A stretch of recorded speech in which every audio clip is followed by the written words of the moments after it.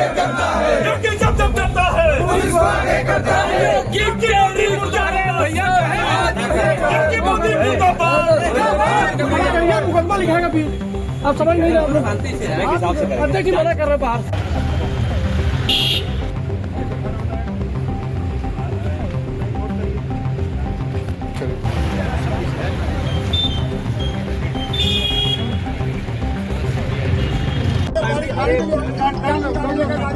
इसके साथ दो कांस्टेबल भेजा।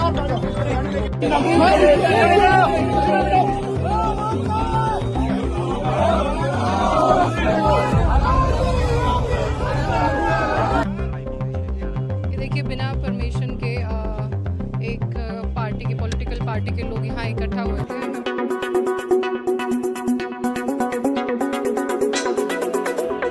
वाराणसी में जन आक्रोश मार्च से पहले प्रशासन पूरी तरह हाई अलर्ट पर नजर आया। वोट छोड़ो, गद्दी छोड़ो, एसआईआर बंद करो और बेरोजगारी हटाओ जैसे नारों के साथ होने वाले प्रदर्शन से पहले यूथ कांग्रेस के राष्ट्रीय अध्यक्ष उदय भानु चीप समेत कई कार्यकर्ताओं को सर्किट हाउस और उनके घरों पर रोक लिया गया। शास्त्री घाट से प्रधानमंत्री जनसंपर्क कार्यालय तक घेराव की सूचना के बाद police commissioner Mohit Agarwal, ADCP Neetu Katyan, DCP गौरव बंसवाल समेत तमाम पुलिस बल तैनात रहे।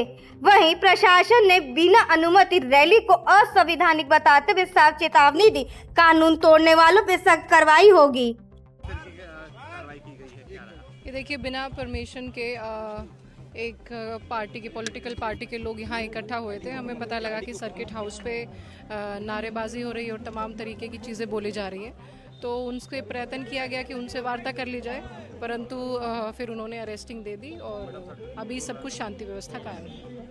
क्या ये यूथ कांग्रेस के लोग? हाँ, ये एक पॉलिटिकल पार्टी के लोग थे। मेरा नाम उदय भानु चीप है, मैं यूथ कांग्रेस अध्यक्ष हूँ।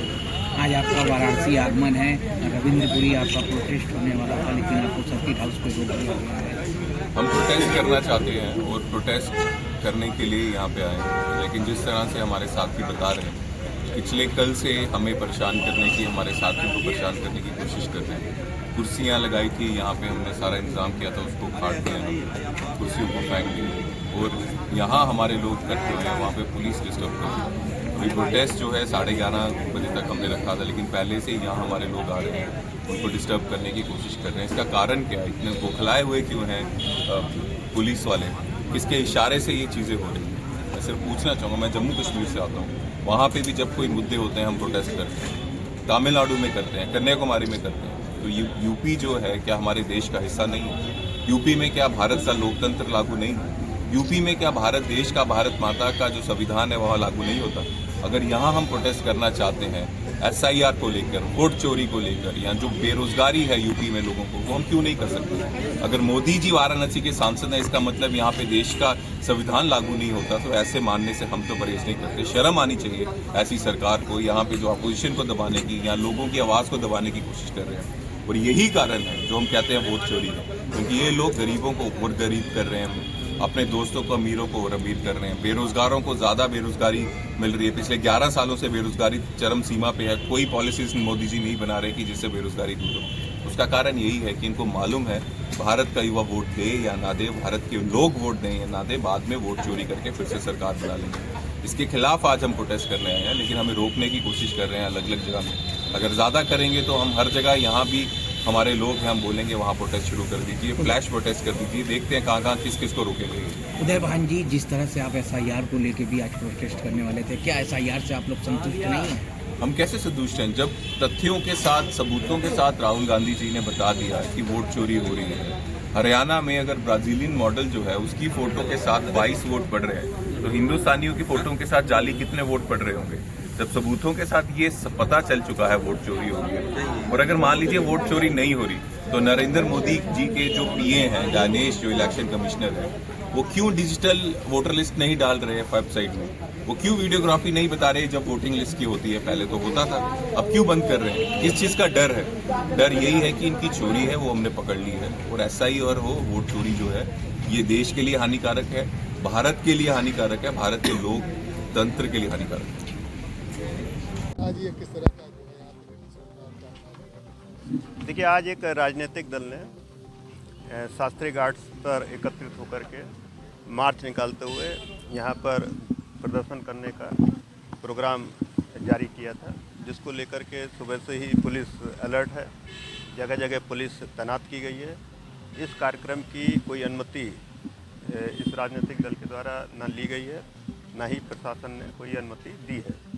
अतः ये कार्यक्रम अवैध घोषित कर दिया गया है। इसलिए सभी लोगों को बता दिया गया है कि ये कार्यक्रम ना करें। उसके बावजूद जो लोग एक पुलिस अरेस्ट कर रहे हैं, कुछ लोग अभी सर्किट हाउस के पास से अरेस्ट किए गए, मार्च निकालने का प्रयास कर रहे थे। पूरे जनपद में हर प्रमुख चौराहों पर हमारी फोर्स मुस्तैदी के साथ तैनात है। जो भी व्यक्ति कानून व्यवस्था को अपने हाथ में लेने का प्रयास करेगा, उसके विरुद्ध कड़ी से कड़ी कार्रवाई की जाएगी। सर, क्या निर्देश दिए गए हैं जो सुरक्षा व्यवस्था बढ़ती है?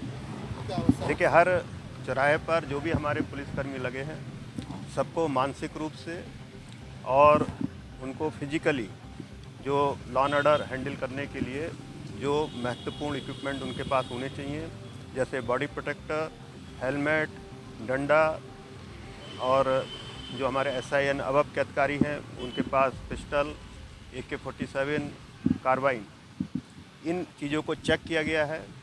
बैरियर्स लगवाए गए हैं और रस्से लगवाए गए हैं।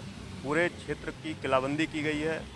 जिन हमारे SIs पर ये चीज़ें उपलब्ध नहीं थीं, उनको तत्काल थाने से ये सामान मंगा करके उपलब्ध कराया जा रहा है और उनके विरुद्ध हम लोग अनुशासनात्मक कार्रवाई भी करेंगे कि वो बिना तैयारी के साथ ड्यूटी पर क्यों आए, जबकि इसके बारे में पूर्व से ही उनको ब्रीफ किया जा चुका था।